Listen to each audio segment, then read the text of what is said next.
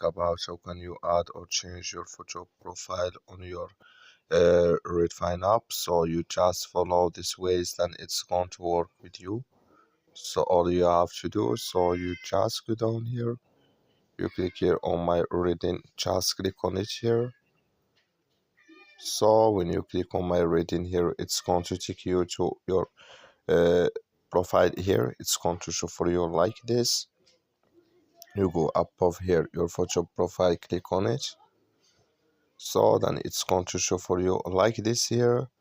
Then here can you take a photo here, or here can you choose photo here uh, on your Redfin app. So that's all you have to do. That's all. I wish know you I give it.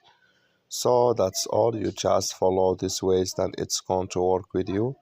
Thank you for watching. Don't forget to support us by liking and subscribe.